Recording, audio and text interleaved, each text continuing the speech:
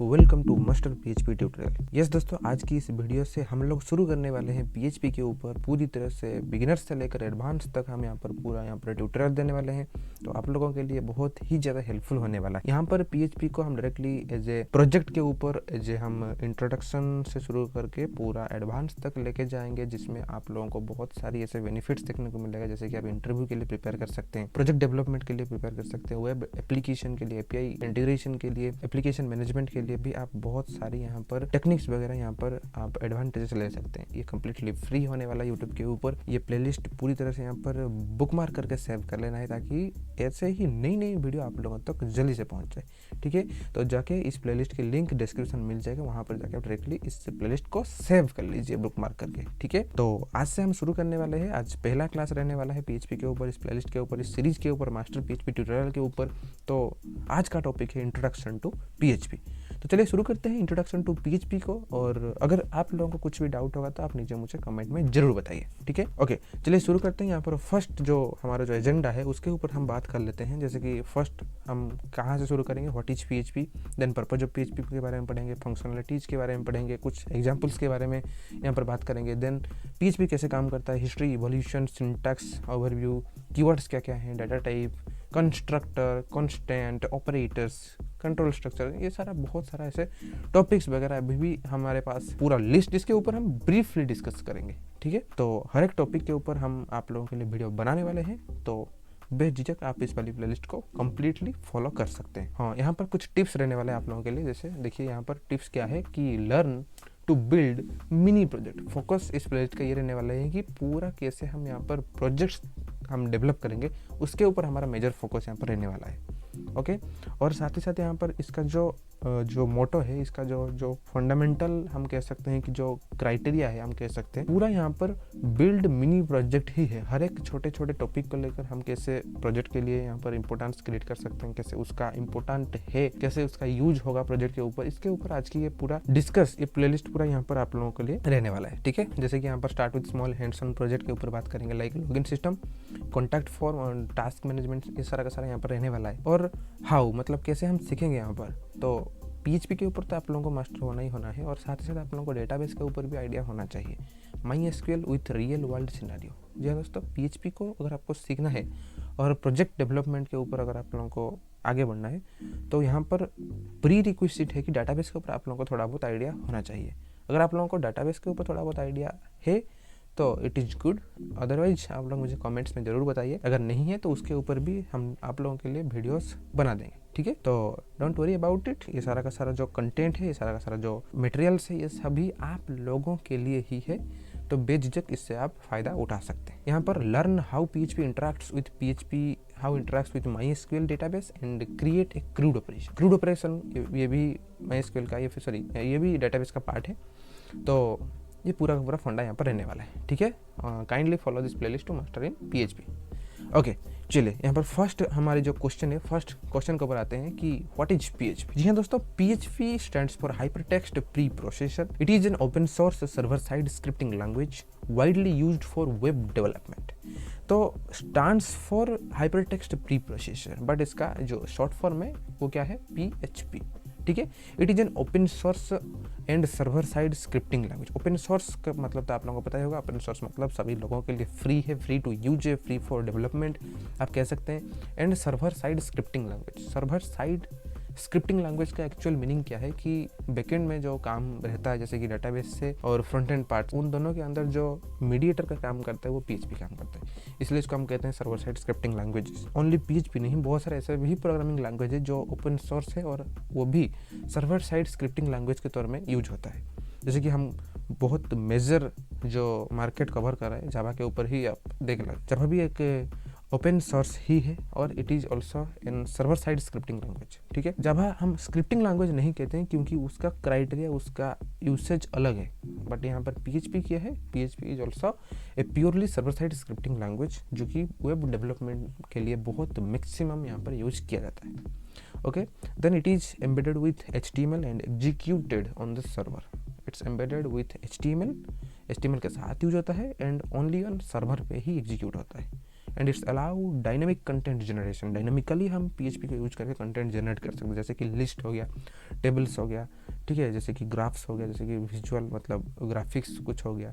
तो ये सारा का सारा डायनामिकली हम जनरेट कर सकते हैं बाय यूजिंग PHP में कुछ ऐसे टेक्निक्स है, कुछ ऐसे प्रोसीजर है जिसको हम डायरेक्टली यूज करके डायनामिकली कंटेंट को जनरेट कर सकते हैं। कौन सा content? HTML content, CSS content हो गया, ये सारा का सारा हम PHP के थ्रू कंट्रोल कर सकते हैं। And interaction with database, directly ये भी यहाँ पर हमें देखने को मिलता है advantage. Okay, then next point के ऊपर अगर आते हैं तो यहाँ पर it is embedded in HTML, ये तो पता ही है, and is widely use for dynamic web pages, पता है, databases, yes, and server interaction. तो ये सारा का सारा यहाँ पर जो यूसेज है यहाँ पर ये PHP हमें प्रोवाइड करता है। ओके, आई थिंक आप लोगों को व्हाट इज PHP के बारे में क्लियर हो गया होगा।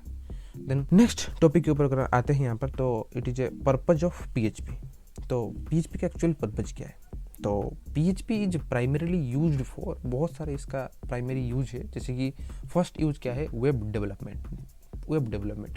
डेवलपमेंट जैसे कि creating dynamic and interactive web page. तो ये इसका बहुत बड़ा एडवांटेज हम कह सकते हैं, बहुत बड़ा एडवांटेज है, या फिर इसको मेजॉरिटी जो इसका यूसेज है वेब डेवलपमेंट में ही होता है, ठीक है।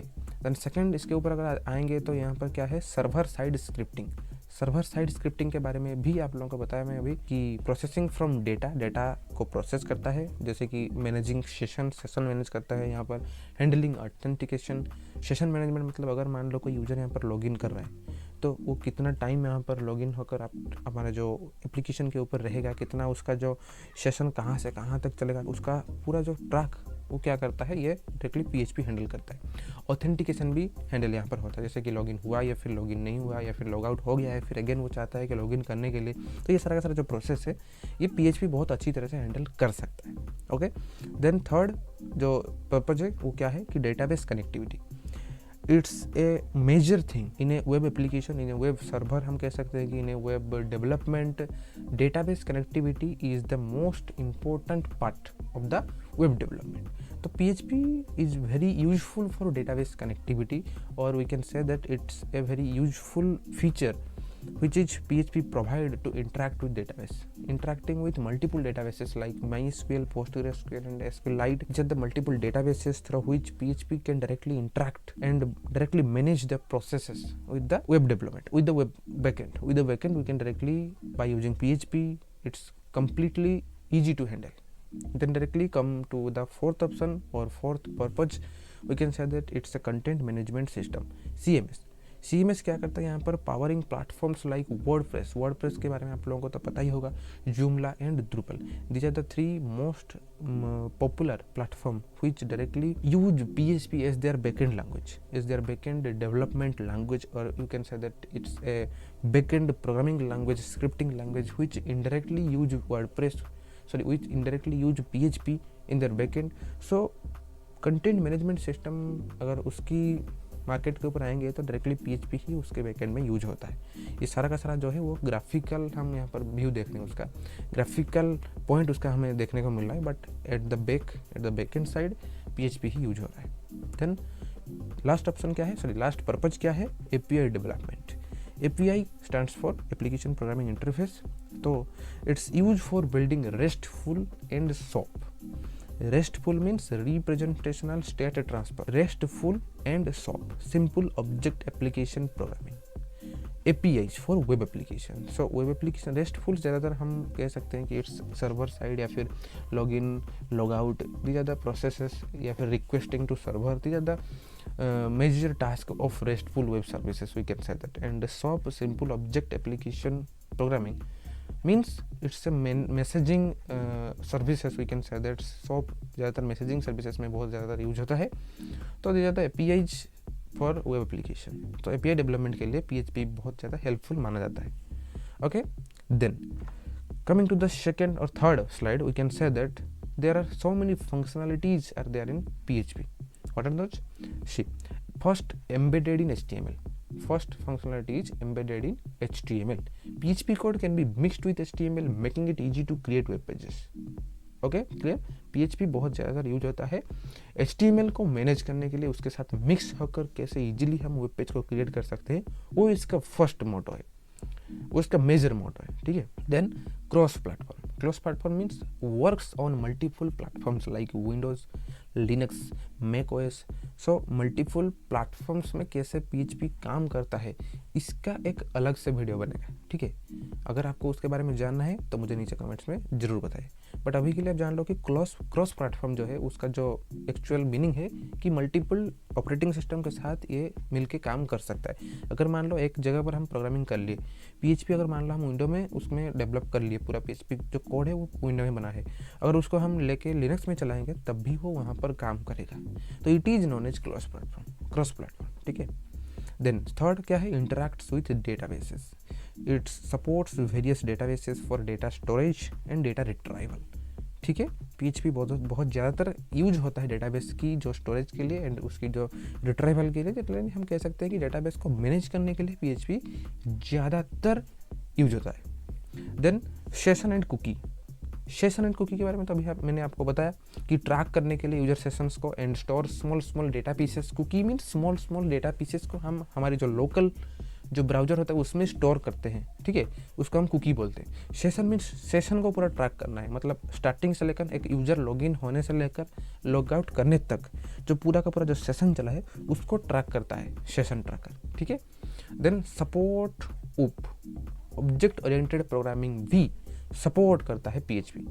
Enhance reusability and code organization. OOPs concept क्या करता है यहाँ पर, रीयूजेबिलिटी को एनहांसमेंट देता है और कोड को ऑर्गेनाइज करता है एक वेल मेंटेन करने के लिए। यहाँ पर हमारी जो ओप्स कंसेप्ट यहाँ पर कहाँ पर PHP में। लास्टली क्या है, extensive libraries and framework. PHP में भी बहुत सारी लाइब्रेरीज हैं, बहुत सारी फ्रेमवर्क हैं जो कि प्रोजेक्ट डेवलपमेंट के लिए बहुत ज़्यादातर यूज किया जाता है। जैसे कि हम एक पॉपुलर फ्रेमवर्क के बारे में बात करेंगे कि लारावेल, वो बहुत पॉपुलर फ्रेमवर्क है, आज के टाइम में बहुत ज़्यादातर यूज हो रहा है। साथ ही साथ symphony and coordinator and cake PHP, these are the बहुत मतलब क्या popular framework which are directly used for rapid web development, rapid application development in PHP।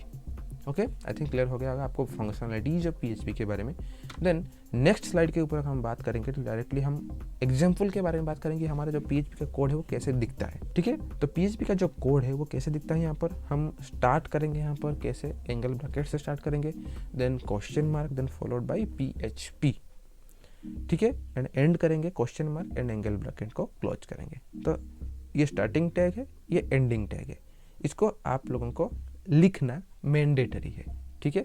हर एक डेवलपर, PHP डेवलपर, जो भी हम यहाँ पर प्रोग्रामिंग करेंगे, जो भी हम स्क्रिप्ट लिखेंगे तो इन दोनों टैग के अंदर लिखेंगे। जैसे HTML में क्या होता है, टैग ओपन करेंगे, टैग एंड करेंगे, देन उसके अंदर ही कुछ भी हम कंटेंट लिख सकते हैं। तो यहाँ पर भी टैग ओपनर, टैग एंडिंग, ठीक है। Echo hello world, echo means it's a printing statement, ठीक है। एको का मतलब है जो भी हम यहाँ पर डबल कोट्स के अंदर लिख रहे हैं उसको तुम डायरेक्टली क्या करो, प्रिंट कर दो। तो यहाँ पर जो आउटपुट अगर हम इस PHP कोड को रन करेंगे तो यहाँ पर आउटपुट क्या आएगा, हेलो वर्ल्ड। क्लियर।